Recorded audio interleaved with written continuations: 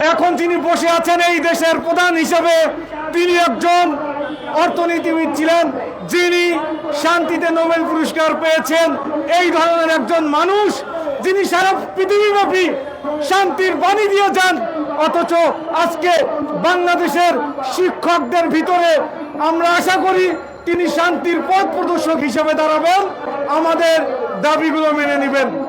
আমরা যারা প্রথম দিকে এই পেশায় প্রবেশ করি 12,500 টাকা দেওয়া হয়। এই মুহূর্তে আমার পাশে যে সকল ভাইয়েরা বাদাম বিক্রি করে, রিক্সা চালায়, তাদের ইনকাম এর থেকে অনেক বেশি। তাহলে বলেন একজন শিক্ষক কিভাবে এই প্রফেশনে টিকে থাকবে?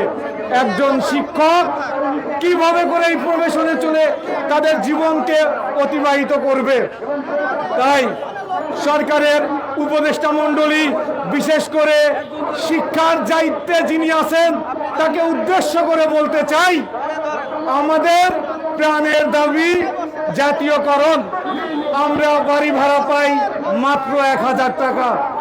আরে সাহেবরা, রাস্তার পাশে ঘুমাতে গেলেও এক মাসে 1,000 টাকায় হয় না, সেখানেও এখন চাঁদা বকশিশ দিতে হয়।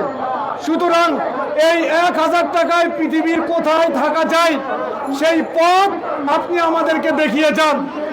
মাত্র 500 টাকায় সারা বাংলাদেশে কোথায় একজন শিক্ষক তার পরিবারদেরকে চিকিৎসার ব্যবস্থা করতে পারে, সেই পথ আপনি আমাদেরকে দেখিয়ে যান। আর যদি এই পথ না দেখাতে পারেন, আমাদের বাড়ি ভাড়া, আমাদের বেতন, আমাদের উৎসব ভাতা সমস্তটাকে আমাদেরকে বৃদ্ধি করে দিয়ে এই যত শিক্ষক আজকে এখানে উপস্থিত আছে, সকলকে আপনারা এসে আশ্বাস দিয়ে যান, আপনারা এসে এখানে কথা বলে যান যে আমরা এখানে যে অবস্থান কর্মসূচি লাগাতার অবস্থান করছি, আমরা যমুনার দিকে আমরা লং মার্চ করতে চাই।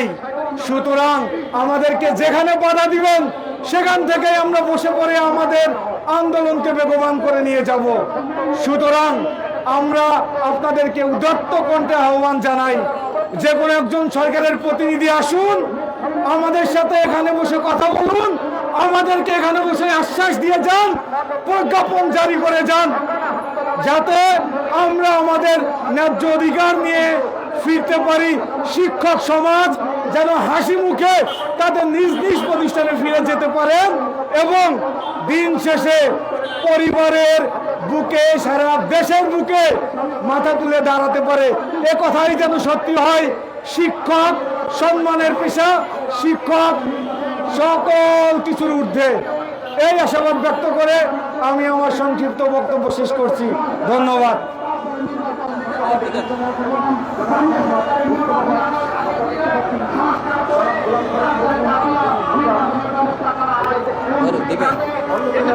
আসসালামু আলাইকুম ওয়া রাহমাতুল্লাহি ওয়া বারাকাতুহু।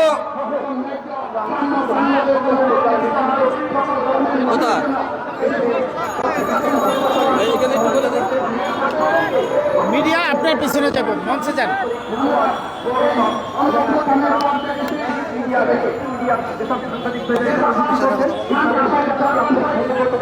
আচ্ছা, আপনাদের যে দাবিগুলো সম্বন্ধে আমাদেরকে বলেন, এবং আপনাদের সাথে কি সরকারের কোনো কর্মকর্তা বা কোনো মন্ত্রণালয়ের কেউ আপনাদের সাথে যোগাযোগ করেছে কিনা?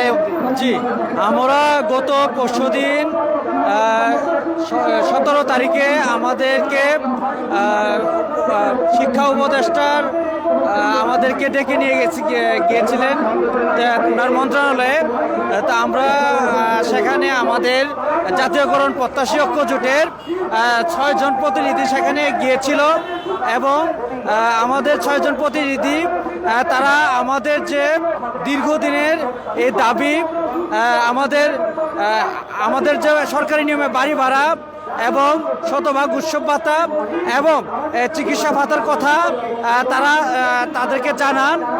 সেখানে যে অতিরিক্ত শিক্ষা মন্ত্রণালয়ের অতিরিক্ত সচিব তিনি ছিলেন, তিনি আশ্বস্ত করেছেন তিনি আমাদের দাবিগুলোর বিষয়ে খুবই পজিটিভ, এবং তিনি আমাদের দাবি মেনে নেবেন, এবং তার সেই আশ্বাস পেয়ে আমরা সেখানে সবাই খুবই আনন্দিত এবং তিনি এক পর্যায়ে বললেন, মাননীয় শিক্ষা উপদেষ্টা আপনাদের বিষয়ে খুবই পজিটিভ মাইন্ডেড আছেন এবং উনি আপনাদের বাড়ি ভাড়া, শতভাগ উৎসব ভাতা এবং চিকিৎসা ভাতা বৃদ্ধি করবেন। এবং আমরা কিছুক্ষণ আগেও আপনাদের বিষয়ে মিটিং করলাম এবং আপনারা এখানে আসা মাত্রই আমরা মিটিং থেকে আসলাম। উনি আমাদেরকে আশ্বাস দিলেন যে আপনাদের দাবি সবগুলো মেনে নেওয়া হবে, কিন্তু আমরা এসব কথায় বিশ্বাসী না, কারণ বিগত সরকারের আমলেও তারা আমাদেরকে অনেক আশ্বাস দিয়েছেন, কিন্তু তারা সর্বশেষ আমাদের প্রজ্ঞাপন আকারে জারি করেনি। এই জন্যে আমরা বারবার আর প্রতারিত হতে চাই না। আমরা চাই যে আমরা তখনই আমাদের লাগাতার কর্মসূচি বন্ধ করব, যতক্ষণ পর্যন্ত না যতক্ষণ পর্যন্ত না আমাদের শিক্ষা মন্ত্রণালয়ের শিক্ষা উপদেষ্টা অথবা তার কোনো প্রতিনিধি এসে আমাদের দাবিগুলোর কথা প্রিন্ট মিডিয়ার সামনে না বলবেন, না মেনে নেবেন, এবং যে পর্যন্ত উনি আমাদের দাবিগুলো প্রিন্ট মিডিয়ার সামনে সরাসরি ঘোষণা না দিবেন, সে পর্যন্ত আমরা এই প্রেস ক্লাব ছেড়ে যাব না। দর্শক, আপনারা শুনতে পেলেন যে সরকারের নিয়মে বাড়ি ভাড়া, মেডিকেল ভাতা, শতভাগ উৎসব ভাতা প্রদান ও এমপিওভুক্ত স্কুল, কলেজ, মাদ্রাসা ও কারিগরি শিক্ষকদের জাতীয়করণের দাবিতে আজকে 8ম দিনের মতো তারা প্রেস ক্লাবের সামনে অবস্থান করেছেন এবং মন্ত্রণালয়ের সাথে তাদের কথা হয়েছে। মন্ত্রণালয় তাদের যে দাবি আছে দাবি কিন্তু আদায়ের আশ্বস্ত করেছেন, কিন্তু তারা তাদের দাবি প্রজ্ঞাপন আকারে আদায় না হওয়া পর্যন্ত তারা এইখানে অবস্থান কর্মসূচি চালিয়ে যাবেন বলে এমনটাই তারা জানিয়েছেন।